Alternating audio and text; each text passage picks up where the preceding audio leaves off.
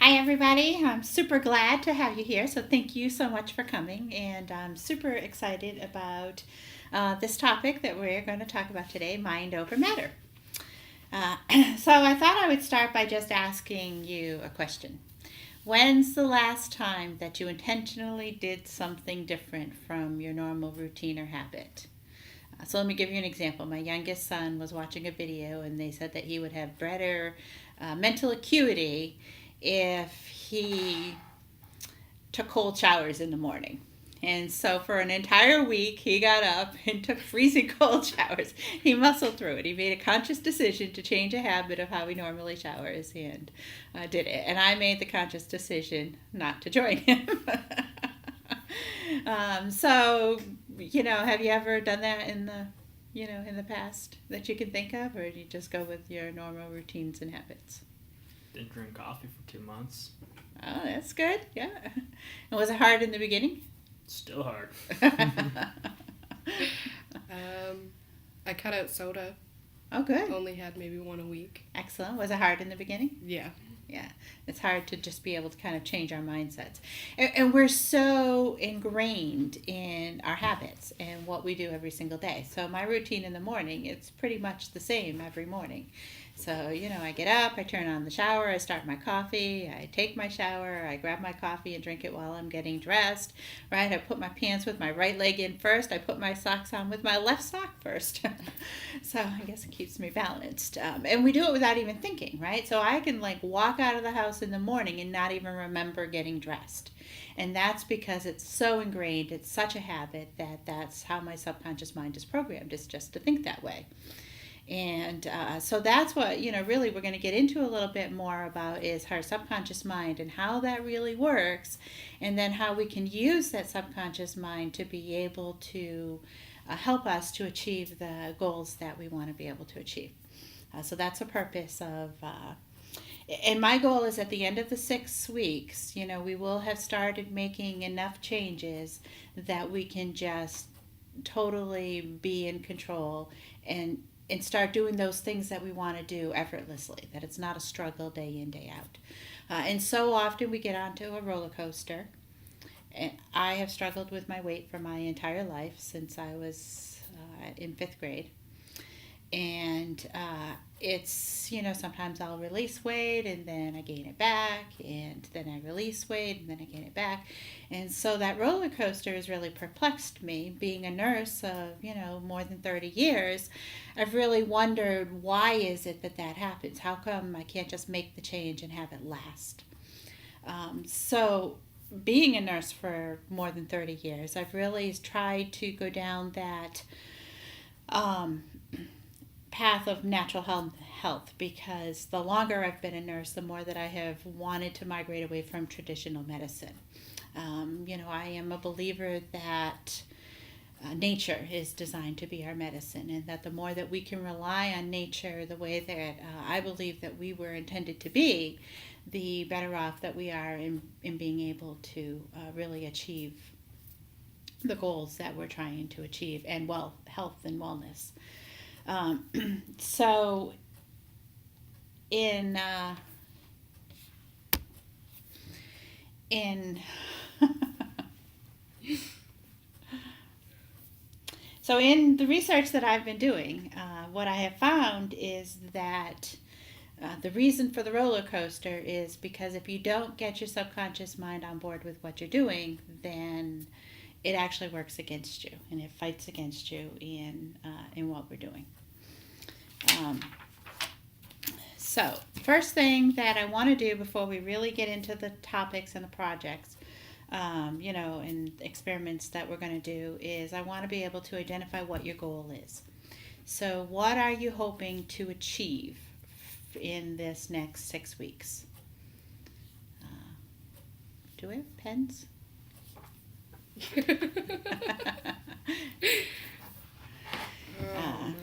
So as we think about measuring what our goal is, right? So, we're going to focus our subconscious mind and health and wellness. But as we're thinking about doing that, what we really want to do is we want to determine what that measurement is, because we're a society that is hyper focused on weight. This does not have to be weight. It can be weight, it can be clothing size, it can be energy level, it can be measurements. Okay, you know what, I'm going to do my measurements. And let me give you an example. My daughter lost only 4 pounds, but she lost 3 inches in her waist and 2 inches on her hips.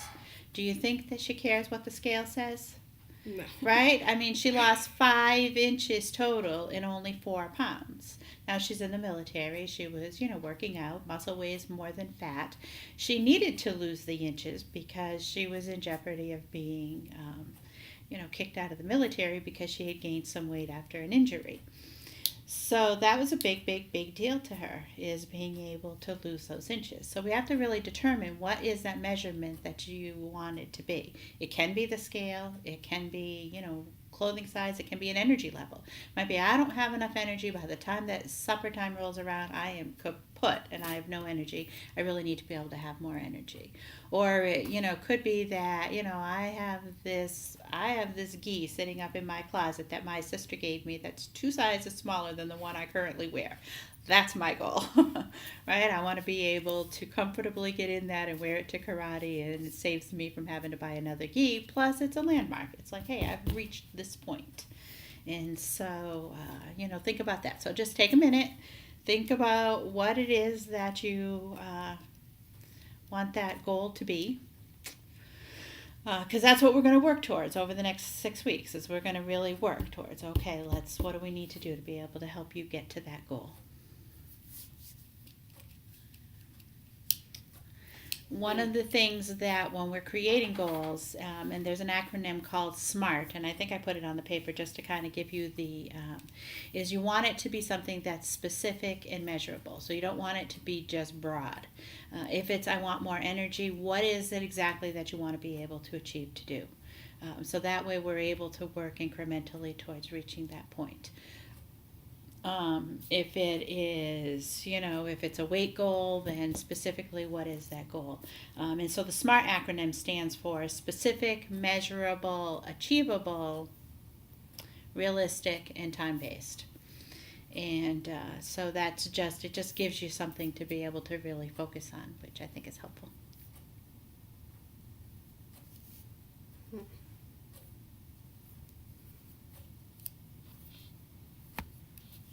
I've always been one of the ones that can't make goals. So think about it. If you're going to go on a trip, right, and you decide that I want to travel, right? You get in the car and you start driving, right? But you don't know where you're going. You might as well drive in a circle, right? Yeah. Just keep driving and driving and driving, because And you if run you out don't of have a gas. destination as to where you're going, then you don't know what direction to even point the car in. So it's just picking a goal, whatever it is. It can be big, it can be small. And if it's a big goal, maybe that you reach it in 6 weeks, or maybe you don't, but you know that you're on your way to reaching it. And that's really what we're looking to do, is say, okay, how do we really align our thoughts with the goals and being able to get there? It's really cool stuff. So what's important to you? Losing weight. Okay, so then make that, and then the next thing that we're going to go into is, understanding the why. So what about losing weight is important to you? To get healthier. Okay, and why do you want to be healthier? All my joints hurt, and for my son. Okay, good. And so if your joints aren't hurting, what will you be able to do? And what do you want to do that's different from what you're doing right now? Be able to run around outside with my son. Okay. Without almost crying in pain. All right. So, and it's just, it's a part of always digging that deeper. What is that deeper reason? What is that deeper reason? Because the deeper we can make that reason, the easier it is to get our subconscious mind on board. And then it's something that we're always going to bring ourselves back to.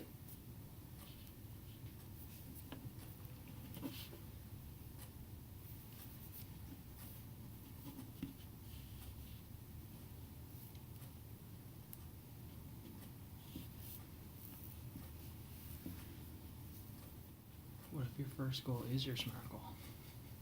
It should be. No, that's fine. It's the whole idea of the SMART goal is to simply make sure that it's measurable. Make sure that it's so sometimes people will do a vague goal. So maybe, you know what, I want to lose weight, or you know, I want to be in a smaller clothing size, or I want to have energy. But then you've got to clearly define that. What does having more energy mean to you? What is specifically that going to look like to you? Or, you know, if I want to lose weight, what is the ultimate weight goal that you want to be at, so that you're looking at where, you know, where am I heading? So you want that end destination. So I'm traveling to California, and, you know, I need to know that it's California that I'm going to, because otherwise I might land in Alaska. Or no matter where it is, it'll be exciting, right? Yeah. If you're traveling anyways. That's what I think.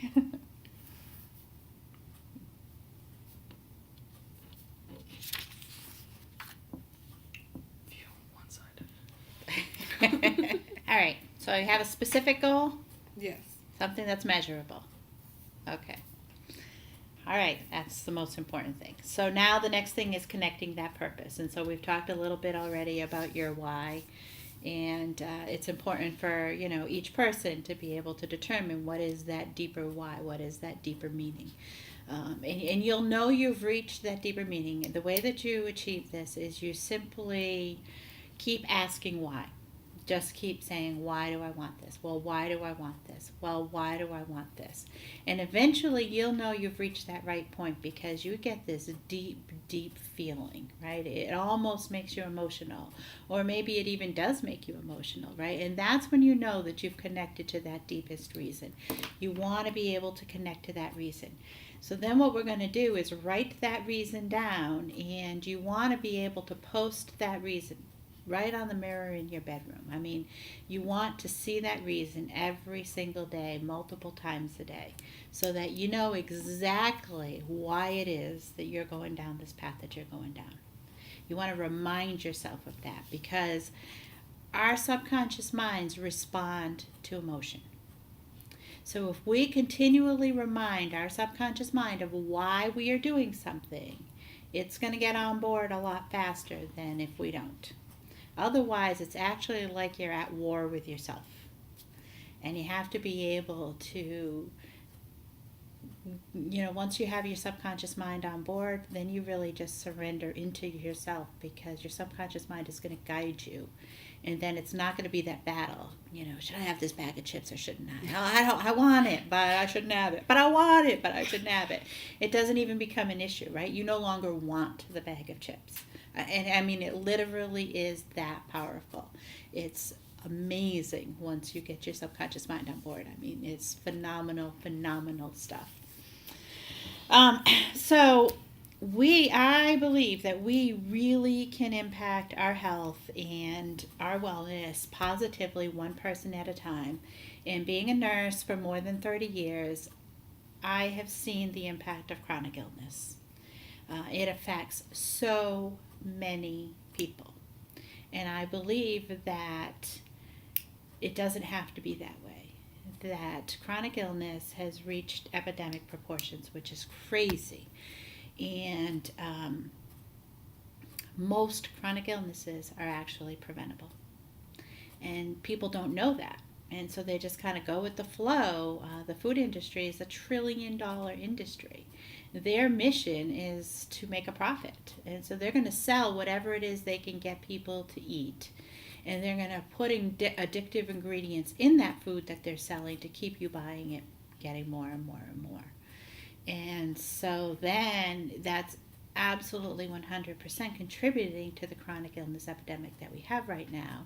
And as a result, people are not having the ability of being able to live their life to the fullest quality that they can, and to really be able to have that tremendous benefit. And so I believe we can take our lives back. We have control, and if we really tap into the power of our subconscious mind, the possibilities are just beyond what you can even think of right now. But hopefully by the end of the 6 weeks, not only will you be thinking about them, but you'll be, how I could do this, and be setting some really big goals. So every person has been blessed with what is frequently termed as free will. So that's our ability to be able to make our own choices, our own decisions. What most people don't realize about free will is that it's also the ability to be able to control our thoughts. Our thoughts are very, very powerful things. Nobody knows thinking except for ourselves, right? So my mother used to always tell me, if you have nothing nice to say, you say nothing. And so I, was raised to be a very polite child, and I wouldn't say anything, but I remember thinking to myself, but I can think anything I want. The problem is, I didn't learn until really, years and years and years later, only recently, like in the last few years, did I learn that that's not really true, because I can think anything that I want, 100%, and nobody may know what I'm thinking. However, our thoughts carry with them a vibration, and the vibration of our thoughts get kicked out into the universe. Even though nobody else may know, the universe does, and the universe then brings back to us based on our thoughts. And so our thoughts are super, super powerful. So you know what? Free ability to control those thoughts. And for me, it was really hard in the beginning. I was starting to get into like a little bit of a negative place, right? And I'd look at every person and I would find some kind of fault with them, and I would never speak it out loud. I mean, I'm very polite, I was raised well. But I knew I was thinking these, and I was like, this is crazy. I've got to stop this. I don't like being in this negative environment. So then every time that I would think something negative, I would force myself to counter it with something positive, right? So I remember in particular, I saw this person walking down the sidewalk, and they had, blue hair, and they had flashy pants. And so, of course, it just different for me, and not bad, just different. Yeah. And so, of course, I initially wanted to go into, some kind of and then I thought, nope, I am going to do my 5 positives. Wow, what an interesting color hair that is. And I really commend that person for having the, style to be able to wear those pants, because I probably would never have enough courage to do that. And then, isn't it really great that this person is outside walking and getting the fresh air? I really commend them. I'm in my car driving, right? They're out there getting the fresh air, right? And so I just continued going on, and every single, and I religiously did this. I still do it. But I religiously did this, and gradually, as I started doing this practice, I started seeing that I was looking to find the positive more than I was looking to find the negative. And that's really an important transition for us to take, because we have to be able to know that our thoughts are powerful, and we can choose to think whatever we want, and nobody knows what we're thinking except for us. But every one of those thoughts is sending out a vibration, and whether you want it to or whether you don't, it is sending out a vibration into the universe, and the universe then sends us back based on what that vibration is. And so negative thoughts brings back negative things upon us. So it's really, really important to start changing that pattern of thinking, and to really put that exercise in. So I really encourage you, the 5 positives. It's kind of entertaining as you really get into it, because you have to be creative sometimes to find those 5 positives. But it really reminds you, oh, I need to have the positive thought, and so that's really, I think, a really good thing to do.